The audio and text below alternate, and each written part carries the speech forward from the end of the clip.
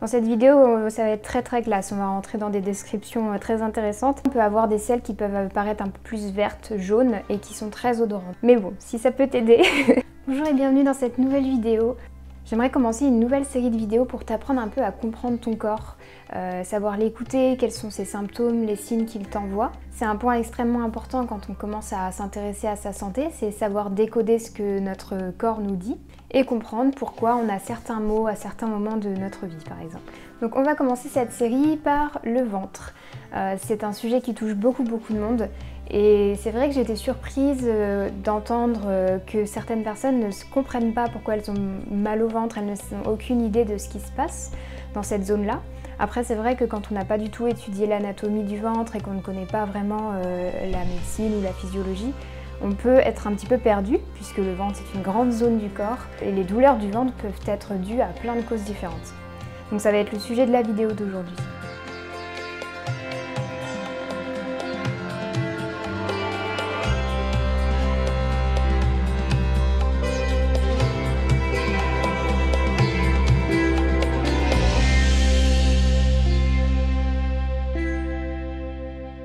Donc dans cette vidéo, je ne vais pas vous donner toutes les causes qui sont responsables de telle douleur ou de telle sensation au niveau abdominal. C'est pas le but, ça ferait une vidéo beaucoup trop longue. Mais j'aimerais dans les grandes lignes vous dire à peu près où est-ce que les douleurs vont se situer et à quel organe c'est lié. Quels sont quelques facteurs qui peuvent en être la cause. Donc pour commencer, il faut savoir que le ventre en anatomie, en tout cas de médecine occidentale, on le divise en 9 secteurs. On les utilise pour se guider dans l'abdomen, savoir à quel endroit on se trouve. Donc si on commence, on va commencer au milieu en haut. C'est la zone de l'épigastre. Ensuite, on va se diriger vers la gauche, donc ta gauche à toi. Et sous tes côtes gauche, ça s'appelle donc l'hypocondre gauche. Ensuite, si tu descends d'un cran, tu as le flanc gauche.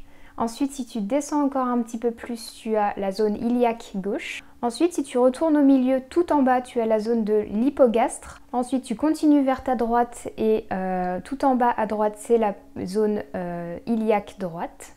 En remontant, on a le flanc droit. Enfin, l'hypocondre droit. Et on revient au centre à l'épigastre. Donc, et si on regarde la partie du milieu, c'est la zone ombilicale. Donc je vais sûrement utiliser un petit peu ces termes pour t'expliquer les douleurs, mais ne t'inquiète pas, il y aura un visuel. Donc je pourrais te montrer en même temps les zones pour que ce soit plus clair. Donc on va commencer par l'estomac. On sait qu'on a des douleurs de l'estomac quand elles se trouvent au niveau de l'épigastre, donc de la zone haute et médiane, donc au milieu du ventre. C'est vraiment entre les côtes pour le coup, au milieu. Et là on va pouvoir par exemple avoir des sensations de brûlure, de lourdeur, on peut aussi avoir des nausées.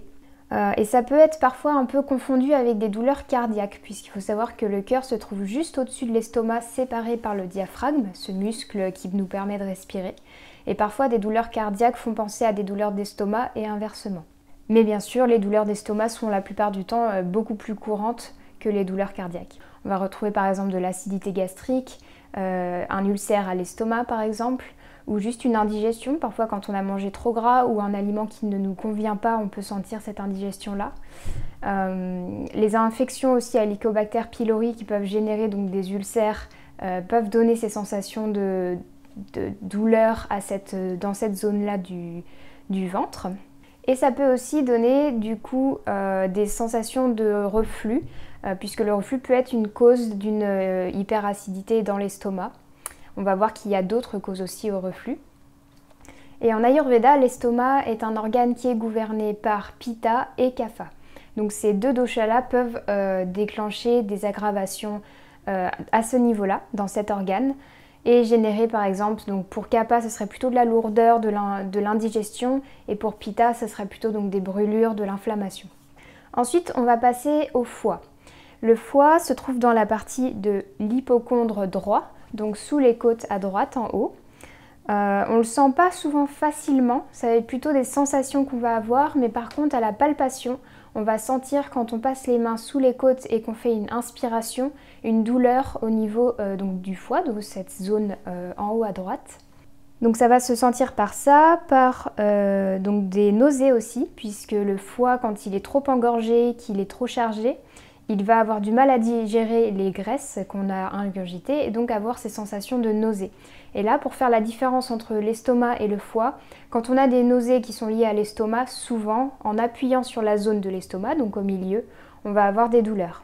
Alors que pour le foie, si jamais l'estomac n'est pas un problème, si c'est que le foie qui est responsable de ces nausées, on n'aura pas de douleur au milieu. Et ces douleurs-là, si elles sont liées au foie, elles sont généralement aggravées avec un repas lourd, un repas un peu gras. On va aussi pouvoir retrouver des signes du foie à travers l'état de la peau, puisque le foie est le principal nettoyant du sang. Puis il filtre le sang, il permet d'absorber et de transformer les nutriments dont on a besoin. Et si jamais il n'est pas fonctionnel ou s'il a un petit souci, on va se retrouver avec des boutons, puisque la peau manifeste directement l'état du sang, selon l'Ayurveda. Donc on va avoir par exemple des boutons ou par exemple un teint un peu différent. C'est pour ça que souvent les personnes qui ont un foie très engorgé ont un teint jaune, ça va se ressortir dessus. C'est lié au dosha Pitta aussi, cette couleur jaune. Mais aussi la couleur marron. C'est-à-dire que par exemple, si vous voyez que dans vos urines ou dans vos selles, les couleurs changent, c'est souvent qu'il y a un souci au niveau du foie. C'est pas forcément le foie, mais c'est très souvent le cas. Aussi, on retrouve dans l'iridologie notamment, les taches marron sont liées au foie. Peu importe l'endroit dans l'œil, c'est lié, la couleur est liée à l'organe du foie. Et là, donc comme je vous le disais, ça peut être soit qu'il est trop engorgé, donc il a trop de matière grasse à digérer, soit qu'il a eu beaucoup de toxines liées à des prises de médicaments, à des traitements, à des chimiothérapies par exemple. L'alcool, bien sûr, abîme énormément le foie. Tout ce qui est caféiné aussi est très excitant, comme le chocolat, le café, pris à haute dose peut être toxique pour le foie. Et donc dans la même zone, puisque c'est juste en dessous du foie, c'est vraiment collé, ces deux organes-là sont collés, il y a la vésicule biliaire. La vésicule biliaire, elle est là pour produire de la bile. C'est la substance qui va permettre de digérer les graisses notamment, mais pas seulement, dans notre alimentation. Mais parfois, cette bile peut être bloquée, puisqu'on va avoir des accumulations qui se trouvent dans la poche de la vésicule biliaire. La vésicule biliaire, c'est une sorte de toute petite vessie, si on veut, c'est une petite poche qui se remplit de bile avant le repas. Et quand on va manger, elle va se vider pour désacidifier le bol alimentaire. Puisque, je vais peut-être pas vous faire un cours tout de suite, mais quand on va manger, la nourriture va passer dans l'estomac, qui est très acide. Et cette acidité-là doit être neutralisée, sinon elle va avoir tendance à brûler le reste du système digestif. Et c'est le rôle de la bile, qui est alcaline, donc elle va compenser cette acidité-là. Mais parfois, elle peut se bloquer à cause de calculs, à cause d'un épaississement aussi de la bile, parce qu'il y a du gras, trop de gras dedans. Et ça peut être lié notamment au fait de manger trop froid, boire froid, et de prendre des matières grasses avec du froid. Puisque quand on le voit, quand on prend de l'huile de coco par exemple, ou du beurre, quand on le met au froid, il est figé et on ne peut pas le faire couler, le faire circuler. Alors que quand on met du chaud, ça va fluidifier, ça va permettre de bien être évacué. Voilà, je te donne quelques petites causes qui pourraient générer ces douleurs-là, mais bon, je ne rentrerai pas dans le détail dans cette vidéo comme je te le disais. On va voir aussi que la vésicule biliaire est impactée, notamment si on a de la constipation, puisque la bile permet aussi un meilleur transit et si la bile ne peut pas s'évacuer et ne peut pas aller dans le bol alimentaire, on peut souffrir de constipation. On peut aussi souffrir de selles, on peut avoir des selles qui sont grasses et ça va se voir quand on va aux toilettes. En fait, on va voir éventuellement un petit film de gras ou des gouttelettes de gras dans les toilettes. Et ça, c'est parce que du coup, vu que la bile a pour rôle de digérer les graisses, quand elle ne peut pas faire son travail, les graisses vont être évacuées dans les selles, tout simplement. Ensuite, on passe aux intestins. On sait qu'on a des douleurs dans les intestins si ça se trouve donc dans la zone plutôt ombilicale, donc au milieu du ventre. Ça peut irradier parfois, donc c'est-à-dire qu'on va avoir des sensations que la douleur va ailleurs, mais le plus souvent c'est dans cette zone-là. Et là on peut avoir comme sensation, on peut avoir des gargouillements, ça c'est très lié au petit intestin. Donc quand je dis les intestins, c'est les intestins grêles, puisqu'on a aussi le côlon qui est le gros intestin. Mais là je parle de l'intestin grêle. Donc on peut avoir des gargouillements, des brûlures, on peut avoir éventuellement des gonflements si jamais Vata s'est aggravé dans cette zone-là. Quand on a par exemple des infections fongiques qui vont générer des gaz dans cette zone-là. La plupart du temps les gaz sont formés dans le côlon, mais il se peut si c'est très aggravé que ça se trouve au niveau de l'intestin grêle. Et aussi, on va bien sûr l'observer dans l'état des selles, puisque l'intestin, s'il ne va pas bien, ou s'il est inflammé, ou s'il est bloqué, on va le ressentir puisqu'on va avoir soit de la constipation, soit des diarrhées, ou alors des selles qui sont un peu irrégulières, et aussi des odeurs, puisque cette zone-là est gouvernée par le dosha Pitta, tout comme le foie d'ailleurs. Et si jamais Pitta est aggravé dans cette zone-là, on peut avoir des selles qui peuvent apparaître un peu plus vertes, jaunes et qui sont très odorantes. Dans cette vidéo, ça va être très classe, on va rentrer dans des descriptions très intéressantes. Mais bon, si ça peut t'aider à comprendre pourquoi tu as mal au ventre, c'est tout ce qui compte. Ensuite, on passe au gros intestin, donc le côlon. Le côlon, il commence en bas à droite de ton ventre, donc dans la zone iliaque droite, avec notamment c'est à cet endroit-là que se trouve l'appendice. Donc c'est un petit diverticule qui se trouve juste à la jonction entre l'intestin grêle et le gros intestin et qui a plusieurs fonctions comme l'immunité et une favorisation du transit aussi, mais je ne rentrerai pas dans le détail ici. Comme ça tu sais où elle se trouve, l'appendice. Et l'appendice débute donc le côlon qui lui va remonter sur le côté droit, traverser le milieu de l'abdomen et redescendre du côté gauche pour finir dans la zone de l'hypogastre. Donc on a d'abord le côlon ascendant qui monte sur la droite, ensuite on va avoir le côlon transverse qui donc passe à travers l'abdomen, le côlon descendant et enfin le côlon, ce qu'on appelle le côlon sigmoïde puisqu'il a une forme de S à la fin quand il arrive au niveau du rectum et de l'anus. Donc quel type de douleur on peut ressentir au niveau du côlon? Donc déjà on va sentir que ça touche un petit peu tout l'abdomen puisque comme tu as pu le comprendre il fait tout le tour. Et on va sentir souvent les problèmes au niveau du côlon. Ça peut être par exemple des gonflements avec des ballonnements, des gaz qui ne veulent pas s'évacuer. On va avoir des problèmes de constipation éventuellement, ça c'est lié très fortement au côlon. Et on peut avoir des douleurs aussi qui se répercutent un peu sur d'autres organes. Donc par exemple, comme le côlon remonte haut, à droite comme à gauche, on peut avoir des sensations parfois de douleur dans les côtes qui irradient un petit peu comme si quelque chose nous piquait.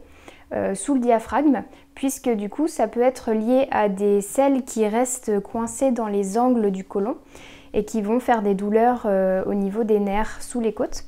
Et ces douleurs en général vont être diminuées ou vont être en tout cas soulagées à l'évacuation soit de gaz soit de sel, puisque souvent c'est les douleurs du côlon, c'est lié soit à un gonflement, soit à des contractions du côlon qui peuvent être du coup douloureuses parce que si les selles sont très dures dedans, ça peut gêner l'évacuation.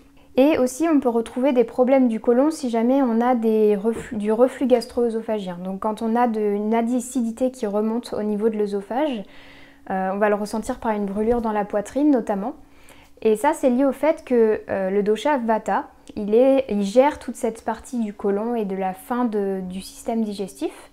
Et si jamais il ne peut pas s'évacuer vers le bas, vu que Vata il ne peut pas se reposer, il déteste être immobile, il va bouger de toute manière, donc il va remonter vers le haut et créer cette acidité qui remonte. Donc si jamais on a de l'acidité, ça peut être lié soit à l'estomac, soit à de la constipation. On va savoir que ça vient du côlon aussi si on a des selles qui sont d'aspect différentes. Donc si elles sont trop liquides, c'est que le côlon n'a pas gardé les selles suffisamment pour absorber l'eau, puisque c'est une de ses fonctions. On peut aussi avoir donc la constipation ou des selles trop sèches. Tout ça, ça nous indique un petit peu un problème au niveau du côlon. Et bien sûr, si on a des gaz à répétition qui sont soit bloqués, soit qui sont évacués, c'est aussi lié au côlon. Et autre chose qui est important aussi à savoir, c'est que on sait que le ventre de manière générale est relié au cerveau, puisqu'on dit que c'est le deuxième cerveau. Et souvent, on peut avoir des problèmes de maux de tête quand on a des constipations ou qu'on a des toxines, donc de l'amas qui se stockent au niveau du système digestif en général, mais particulièrement du côlon. Donc parfois, on a l'impression que le problème il est au niveau de la tête, donc si par exemple on a trop travaillé ou on est fatigué, mais ça peut venir d'une lourdeur au niveau du côlon ou d'une toxicité. Et du coup, ça va être aussi soulagé quand on va aux toilettes, puisque la lourdeur va pouvoir être évacuée et l'amas, les toxines vont pouvoir aussi être évacuées. Et les douleurs à la tête peuvent aussi être un signe, s'il y a de l'amas, ça peut abîmer les parois du côlon et entraîner une hyperperméabilité. Donc certaines protéines ou certaines molécules qui ne devraient pas passer à travers la paroi du côlon vont se retrouver dans le sang, puisque on va s'imaginer qu'il y a une sorte de grillage qui filtre. En réalité, c'est plus complexe que ça, mais c'est pour schématiser. Et que si jamais il y a une hyperperméabilité, le grillage s'élargit et là, plus de choses peuvent rentrer. Ce qui fait qu'au niveau du sang, on va avoir certains produits qui ne devraient pas être là et qui vont se retrouver partout dans le corps, mais notamment dans la tête, et là, on va créer des maux de tête. Donc ensuite, la vessie. La vessie se trouve dans la partie donc, de l'hypogastre, donc en bas et au milieu du ventre. C'est une douleur, alors si on a des douleurs à la vessie, c'est assez rare en général. On peut avoir une sensation de gonflement si jamais on n'est pas allé faire pipi et qu'on s'est retenu pendant longtemps. On peut avoir des brûlures aussi si jamais on a une infection au niveau de la vessie. Et là, ça se trouve juste au-dessus des os pubiens, de la symphyse pubienne. C'est la rencontre entre les deux os qui forment le bassin, les os iliaques. Et là, on va retrouver donc juste derrière en fait cette symphyse pubienne, la vessie. Tu peux faire l'expérience chez toi si tu veux la repérer. Tu attends d'avoir envie de faire pipi par exemple. Et là, tu vas te palper en bas, juste au-dessus de cet os-là, et tu vas sentir que la vessie se trouve bien à cet endroit. Donc au niveau anatomique, elle se trouve chez la femme devant le vagin et l'utérus. Et chez l'homme, elle va être devant le côlon, puisqu'il n'a pas de système génital interne comme la femme. Et du coup, on va savoir que c'est un souci au niveau de la vessie. Si par exemple, on va avoir des sensations d'aiguille à cet endroit-là qui peuvent être liées à soit des calculs, soit de l'inflammation, soit les deux. On peut aussi avoir des problèmes de cystite, donc des infections urinaires. Chez la femme, c'est assez courant. Et ça va se ressentir par donc une envie pressante d'aller aux toilettes pour faire pipi, mais en fait, il n'y a que 3 petites gouttes qui sortent. Et on n'arrive pas à faire pipi pour de vrai, avec des sensations de brûlure très très désagréables. Et on peut aussi retrouver des urines foncées ou des urines avec du dépôt, parce que par exemple si on a des calculs ou si on a des cristaux qui se forment au niveau de la vessie, on va pouvoir les retrouver dans les urines. Là je te donne plein de cas de figure possibles et imaginaux, mais bien sûr la plupart du temps quand on est entre guillemets en bonne santé, on va pas avoir tous les problèmes que je viens de citer bien sûr. Et donc l'urine va être un bon indicateur au niveau de l'Ayurveda mais aussi de la médecine moderne, de l'hydratation. De la quantité de pitta aussi dans le corps. Si l'urine est très jaune par exemple, ça va être lié à beaucoup de pitta. Si au contraire elle est très claire tout le temps, mais presque transparente en permanence même le matin, c'est qu'on manque un petit peu de pitta. Ou alors qu'on a beaucoup trop bu, on est en hyperhydratation et le corps essaye d'évacuer un peu tout ce qu'il peut en eau. Ce qui n'est pas bon non plus, il faut trouver un équilibre entre les deux pour avoir des urines qui sont plus foncées le matin et qui s'éclaircissent au fur et à mesure de la journée. Ensuite, je vais parler un petit peu de l'utérus, puisque c'est une zone assez importante, notamment pour toutes les femmes qui ont des douleurs pendant les règles. L'utérus donc se trouve pile entre le côlon et le rectum surtout, et la vessie. Et là, on peut sentir par exemple des sensations de lourdeur, de tension, de chaleur. Et là, c'est les douleurs qui vont être générées par l'utérus, ça va être souvent des douleurs contractiles. Donc c'est quand, par exemple, pendant les règles, l'utérus essaye d'évacuer le sang. La contraction de l'utérus peut générer des douleurs chez beaucoup de femmes. Il faut savoir aussi que certaines douleurs de règles peuvent être liées au côlon, puisque on sait qu'en Ayurveda, pendant les règles, le feu digestif a tendance à un peu diminuer ou être affecté, ce qui fait qu'on va aussi avoir un transit, pour certaines femmes en tout cas, qui va être affecté et qui va par exemple avoir soit des diarrhées, soit au contraire de la constipation. Et vu que le côlon est juste derrière l'utérus, quand la femme est constipée par exemple, elle va avoir les selles qui vont appuyer sur cette zone-là, qui est déjà sensible pendant les règles, et ça peut augmenter les douleurs de règles. Donc ça peut être intéressant quand si tu es une femme et que tu as beaucoup de douleurs pendant les règles, d'observer ton transit. Est-ce que c'est plutôt constipation, est-ce que c'est plutôt diarrhée ou est-ce que c'est plutôt normal pour toi ? Puisque la diarrhée va pouvoir aussi apporter de l'inflammation, de la chaleur en fait en plus au niveau de l'utérus. Et s'il y a déjà du pitta aggravé ou la femme a déjà des sensations de chaleur dans cette zone-là, ça peut être très désagréable. Et enfin, je voulais te parler de 2 organes dont on ne parle pas forcément beaucoup, puisque c'est pas les organes qui sont les plus évidents déjà à repérer dans le corps, et puis ils sont très importants aussi, mais on en parle beaucoup moins. Ça va être le pancréas. Alors le pancréas, il est derrière l'estomac, donc dans la zone de l'épigastre, et il se trouve très en profondeur. Donc vu qu'il est derrière l'estomac, on ne peut pas le palper, hein, clairement. Il est vraiment derrière. On ne se rend pas compte qu'il va mal jusqu'à ce qu'il aille très mal. Donc souvent quand le pancréas est sensible, ça va être des douleurs assez fulgurantes. Donc on décrit ça comme des douleurs en coup de couteau qui traversent à ce niveau-là et qui souvent sont signes d'une maladie assez grave du pancréas. Donc on ne va pas avoir de symptômes jusqu'à ce que ce soit assez grave comme une insuffisance pancréatique ou un cancer du pancréas. Et enfin donc la rate qui est un organe qui se situe dans l'hypocondre gauche, donc sous les côtes à gauche. C'est aussi un organe qui est compliqué à palper, on peut éventuellement passer les mains sous les côtes, les doigts comme ça sous les côtes pour essayer de le toucher, mais c'est un organe qui est aussi un peu profond. Et si on le touche, c'est qu'en général la rate est déjà gonflée, puisqu'elle peut gonfler par certains déséquilibres. Et auquel cas, c'est signe qu'il y a un problème au niveau de la rate. Mais en temps normal, on ne peut pas vraiment la palper ou la sentir. La rate, elle est responsable de l'immunité, elle est aussi responsable de se débarrasser de globules rouges ou de plaquettes qui ne sont plus utilisables ou plus fonctionnelles. On appelle ça le cimetière un petit peu. Et c'est un endroit qui est extrêmement vascularisé. Ce qui fait que les problèmes au niveau de la rate, ça va être par exemple des accidents. Donc si jamais on prend un énorme coup lors d'un accident de voiture ou un traumatisme fort, on peut avoir ce qu'on appelle une rupture de rate. Donc la rate va se percer et saigner énormément. Donc ça c'est un état très grave et très exceptionnel bien sûr, hein, mais c'est juste pour te donner quelques exemples. Et on peut avoir des problèmes aussi de rate qui, quand elle est trop faible ou qu'elle fonctionne plus très bien, elle va gonfler. Et là, il y a un risque déjà de rupture de rate puisqu'elle peut s'ouvrir plus facilement. Et en plus, elle ne va plus faire son travail, donc les plaquettes ne vont plus être évacuées correctement. Si jamais, par exemple, on doit la retirer par chirurgie, après, il faut donner des anticoagulants à la personne quasiment toute sa vie pour que son sang reste fluide et qu'il ne soit pas toujours coagulé à cause des plaquettes qui ne sont pas, elles, évacuées. J'espère que c'était clair. Les plaquettes permettent la coagulation du sang. Si jamais ces plaquettes sont en trop grande quantité puisque la rate n'évacue pas les plaquettes défaillantes, le sang coagule trop. Voilà, ça c'est plus clair.